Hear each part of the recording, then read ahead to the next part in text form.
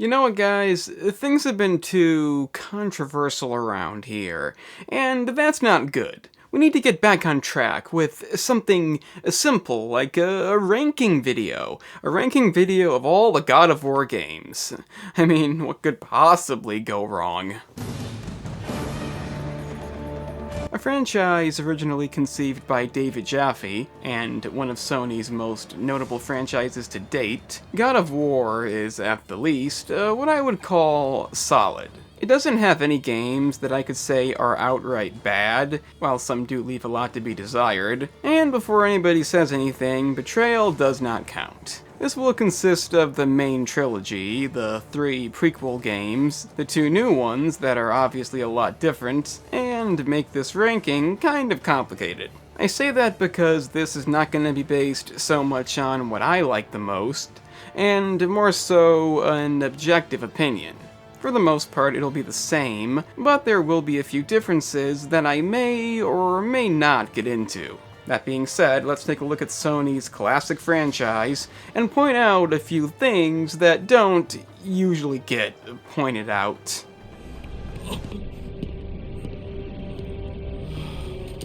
It will have to be enough. When I said no games are bad, I meant that. Ascension is not a bad game. It's just there's no reason to ever play it, as everything else is superior in almost every way.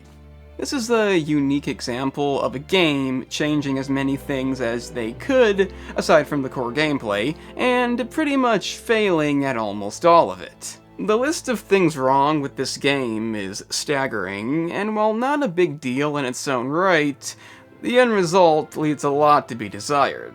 Taking place chronologically before any other game, the storyline is not that interesting or impactful in any way, which is disappointing, but somehow that's the least of the issues here. I literally cannot point them all out, it'd be beyond repetitive, but I think a dead tie for the game's dumbest decision would be the fact that most of your favorite moves are locked behind a hack version of the rage meter, in which you hardly ever get to use them, and the ingenious move to make it so most of your magic cannot be accessed without an insane amount of upgrading. Unlike God of War 3, when you got cool new weapons, in this game you'll infuse your blades with ice, fire, lightning, and souls, which on paper seem like a good idea, as the Blades of Chaos have always been the best weapons anyway, but sadly, very little was done with it. Aside from the fact that you have to upgrade these to the max to use their magic, aside from the fire, they don't do anything that interesting.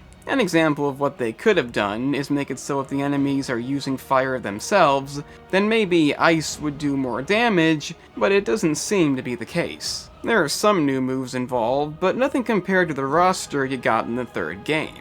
The bosses aren't that great either, some are okay, most not that memorable. Sometimes the game just zooms out, taking away your ability to see, and I'd be remiss if I didn't mention what they've done with the QTEs. Death first. Very few games do this right. Somehow, God of War pulled it off. These were actually fun to use while executing a boss or enemy, but a lot of that has been taken away and replaced with this tedious shit.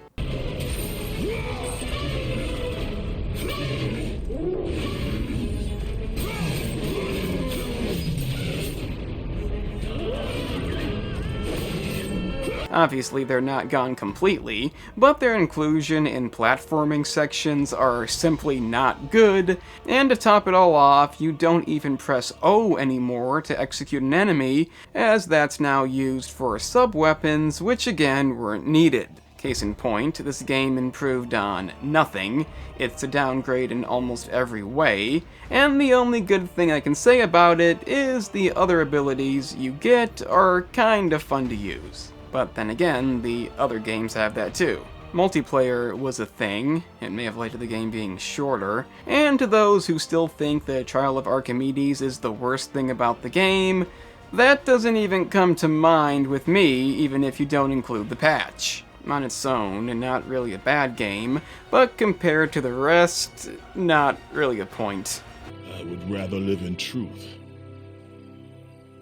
I fear you may come to regret those words. I have faithfully served the gods, yet they do not give me what I ask. I grow weary of their demands.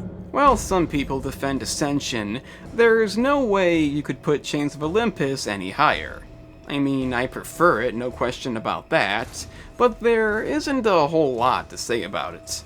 It's the first of two PSP games, taking place before God of War 1, and does have a memorable plot about Kratos seeking out his daughter Calliope, which, as usual, does not end in his favor. The plot is good, I wouldn't call it amazing, but there is one moment a lot of people are divided on. That is when you engage in a button prompt section to push Calliope away, and while some seem to think it's dumb, I personally think it's effective. And the problem is, this is the most memorable moment in the game. The rest is your standard affair, on a slightly smaller scale. The game isn't that long, the bosses again aren't that memorable, but being a PSP game, that's to be expected. I mean, I guess it kind of isn't, as there is another PSP game, we'll get to that soon, but I still don't have any real complaints here. It's nothing that spectacular, but again, it doesn't have to be.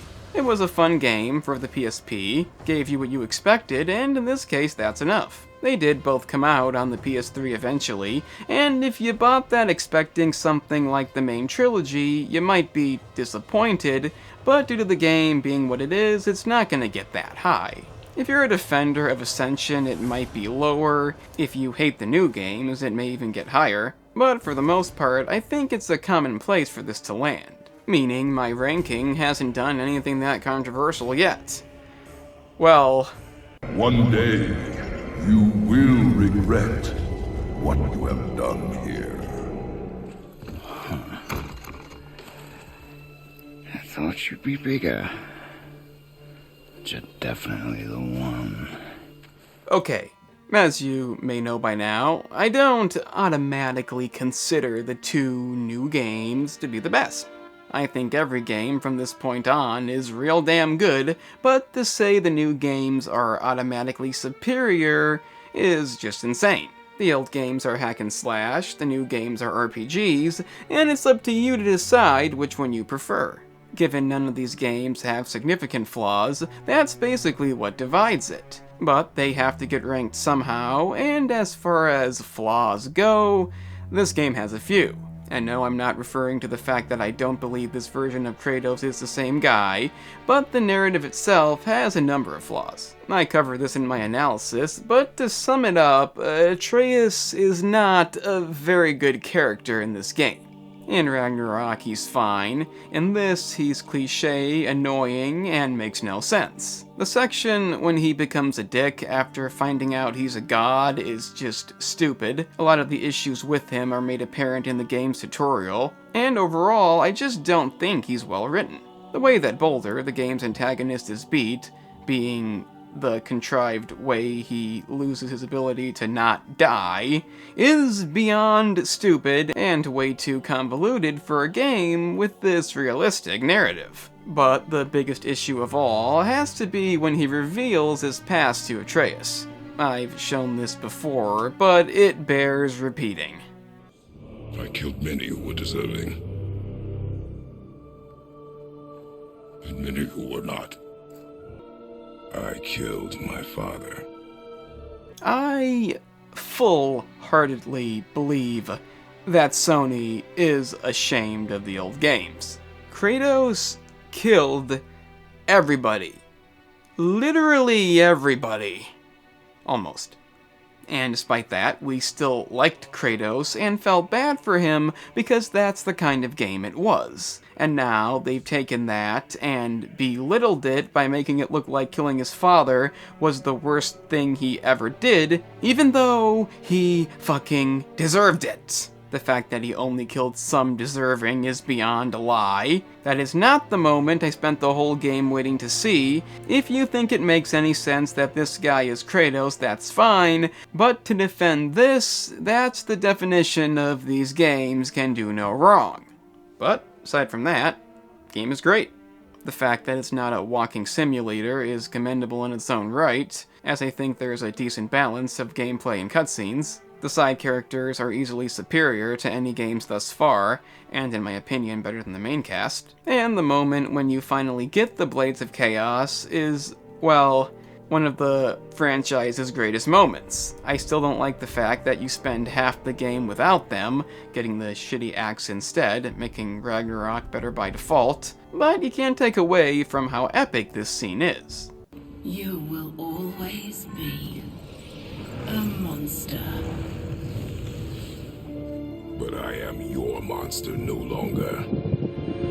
Going by gameplay alone, the transition has been pulled off. There's not much to complain about in terms of that, aside from the bosses not being that great, with the exception of Boulder, that fight being amazing. And like I said, I don't think the axe is a very good weapon. Unfortunately, when you choose to drastically change your narrative, and then make that narrative a pivotal part of the game, you can't have the flaws this narrative has. The game that many call the best in the franchise, until Ragnarok, and maybe even the best game period, is to me overrated.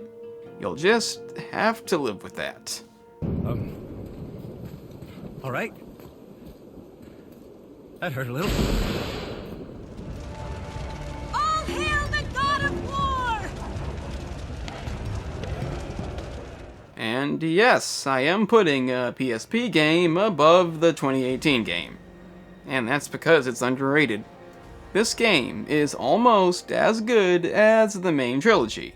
In fact, it's amazing how good this game is. First off, it feels like a proper game, and if you played this game on the PS3 first, you probably wouldn't be disappointed. It's the only Origin game to take place in between two of the main games, being 1 and 2, but it doesn't really affect anything that much. This time, the plot focuses on Kratos trying to find his brother Deimos, and despite some things about it not being the best, it's still easily my favorite plot of all the Origin games. In fact, it's better than a lot of the main games. Are you out of your fucking mind?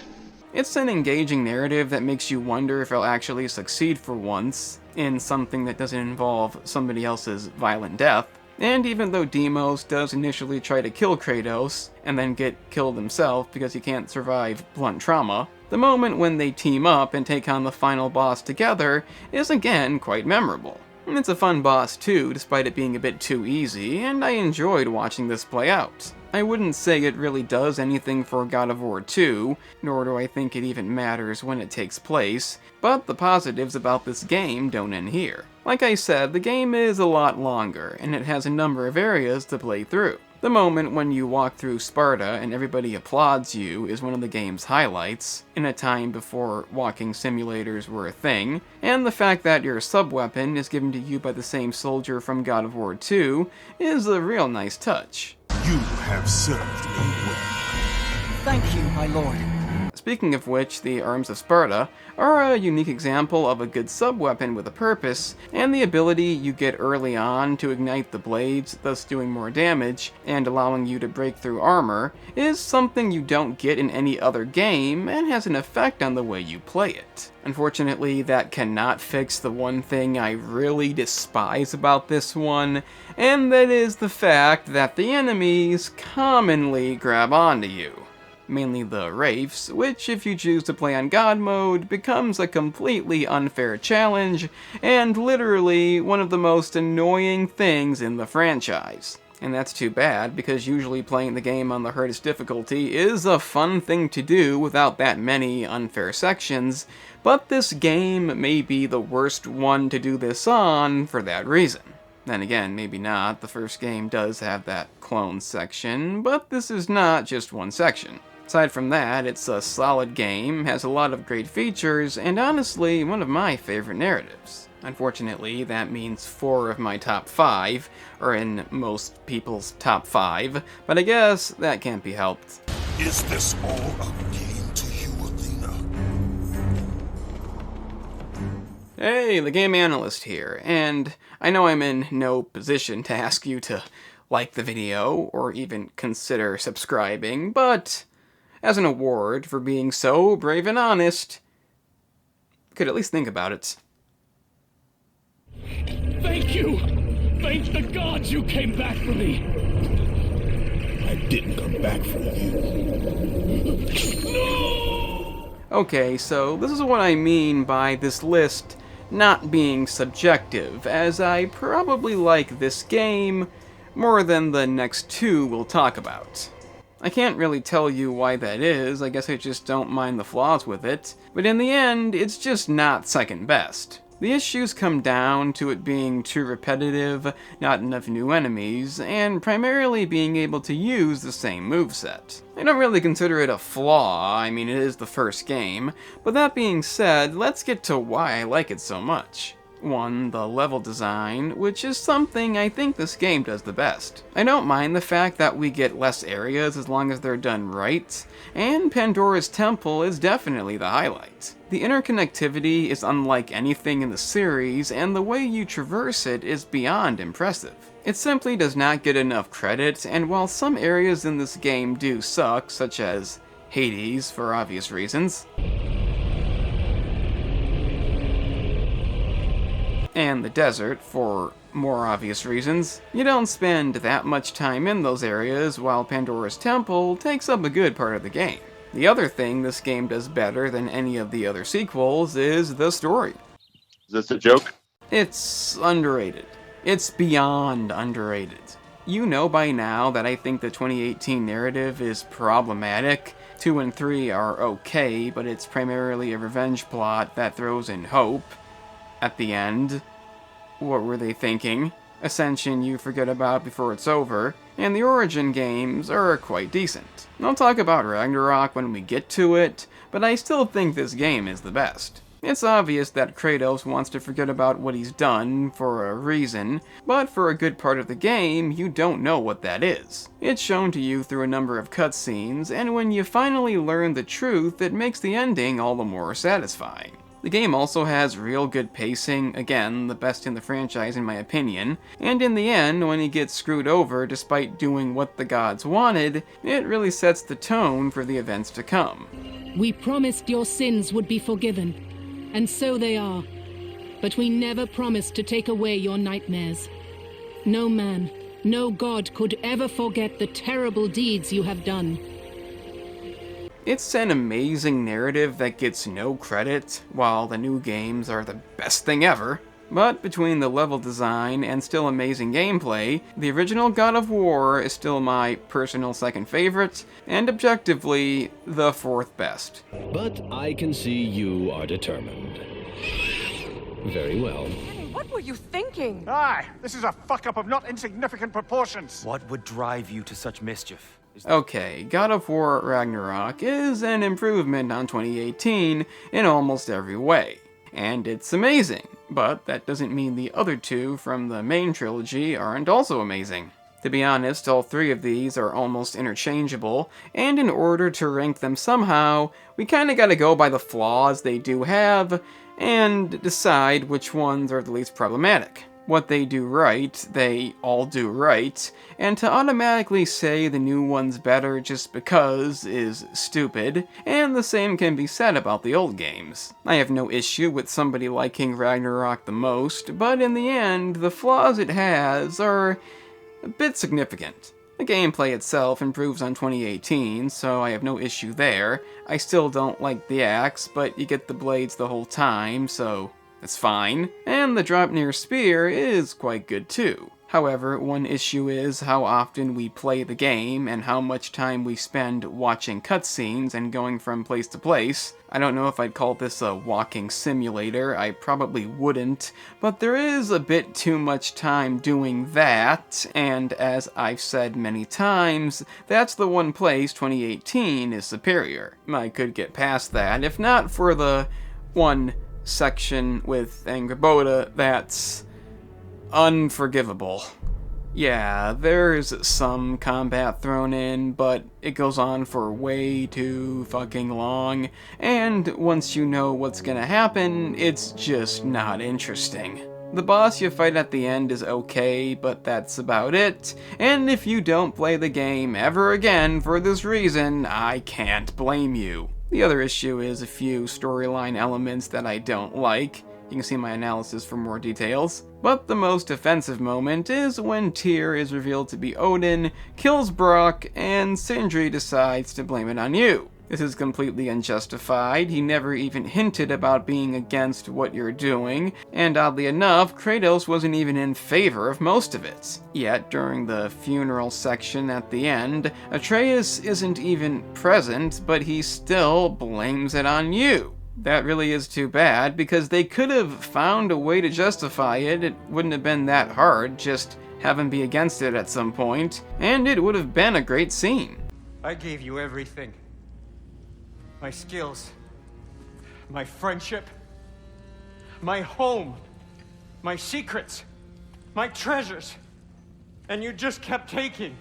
But aside from that, the game is pretty amazing. The bosses are a big improvement over the previous game's relatively dull selection, and the brutality is ramped up too. A lot of people don't like the finale. I personally don't mind it. It's not the game's highlight, but it's fine, and overall, the game left me satisfied. I still don't think it had to be God of War, and I do prefer the old games myself, but the fact that I put two of them higher is not biased. I believe they're better, and the only question left is, which one is second best? Oh God, do they not have metaphor in your homeland? Or rather, did they? I'm sorry, that's not fair. Do you see, gods of Olympus? Do you need more proof than this? Yes, number 2 is God of War 2. And even though I don't prefer it to the original, it is obviously better. And the reason why it's better than that and Ragnarok is because it does almost nothing wrong. It improves on the first game by giving you more combat variety, giving you a reason to use the moves at your disposal. I'm not a huge fan of the two sub-weapons aside from maybe the hammer on Titan difficulty because of its raw power, but the improvement is a big step up. The game also has a lot more bosses than any of the other original games, and while that is a good thing, there's a lot of them that are not fun given you play on Titan. I may actually prefer the first game in that regard, even though I didn't even mention them, because even though you only get 3, I don't know if quantity automatically makes it better. But then again, the Sisters of Fate are one of the best bosses, well, in the franchise. Speaking of that, the storyline has never been one of the best things about this game. Going back in time to stop Zeus from betraying you has never really fit in, and is my least favorite of the 3 games. Doesn't even come close to topping the first game, but if there is one significant flaw with God of War 2, it's somewhat due to the pacing. The reason why this game has so many areas is because they don't really advance anything. Yeah, the variety is nice, but theoretically, if you never lost the Pegasus, you could have flown all the way to the temple and skipped half the game. The cavern area is just detour, the Steeds of Time could have been skipped, Atlas only took place because Icarus tried to rape you, although you did need the wings, and how much time in this game do you spend trying to find a fucking key or a new ability you need to proceed? You don't think about it the first time, but it is kind of noticeable, and that's why I really appreciate Pandora's Temple from the first game. Everything in that game felt like progression, while in this game it just feels like filler. I'm not saying it's the reason it isn't higher, but it is a flaw nobody ever talks about. I think Ragnarok has more significant flaws, so it's lower, and that's that. I don't like focusing on flaws, but most people know God of War is an amazing franchise that never gets old, so I have to explain why they rank how they do. So in the hopes that somebody hasn't left out of anger, let's talk about why the best game is truly the best. Come with me, Gaia. Return to my time. Victory awaits. The hands of death could not defeat me. The Sisters of Fate could not hold me. And you will not see the end of this day. The game that was always considered the best until 5 years ago is still the best to me. God of War 3 is almost perfect. The gameplay is more fun and satisfying than anything thus far. The bosses are almost all amazing, Poseidon, Hades, and Hercules being highlights, and the variety is highly improved on, giving you different weapons to use that are actually fun this time. Also, the magic abilities connect to them, making upgrading a lot easier. And you have other items that don't use up your magic bar, like the Bow of Apollo, one of my favorites, and that is a nice touch, giving some variety to the gameplay. Again, everybody knows how great this game is, so let's talk about the flaws. The storyline. It's okay. But it's mainly based on revenge, that's almost all there is to it, until the hope element gets thrown in, and then I just stop caring. I kinda wish it had ended here myself, and the new games were just something new, but that wouldn't have made as much money, and the storyline is sadly not the game's highlight. The other issue is again down to the pacing, which kind of just goes from place to place without much happening, and you do spend a bit too much time in the catacombs toward the end, which is a place you already went early on, so not the most inventive idea. You have been truly helpful. A narrative that isn't that great, and problematic pacing keep the game from being perfect, but then again, no game is perfect. No, it isn't. And God of War 3 is the closest they get. I don't know if I'd call it an experience, but it does have some moments that are truly unforgettable, some of the best in gaming period, and there's no denying the impact it's had. If you want to watch a movie, maybe something like 2018 would be better, but for a game that focuses on gameplay and combat, and whatnot, you just don't get better than this. There is nothing like God of War 3, it's one of the best games ever made, and regardless of what anybody tries to tell me, the franchise has yet to outdo this. You disappoint me, Spartan. Oh, you're still here. Well, that was all the God of War games ranked, from maybe passable to fucking amazing. If you don't agree for some reason, you can tell me in the comments down below, and explain how, if I got my way, literally the best game ever made wouldn't exist, or at least wouldn't be as amazingly perfect as it is. I am the Game Analyst, and don't forget, pacing, it's a big deal. A lot of people don't talk about it, but it makes a difference.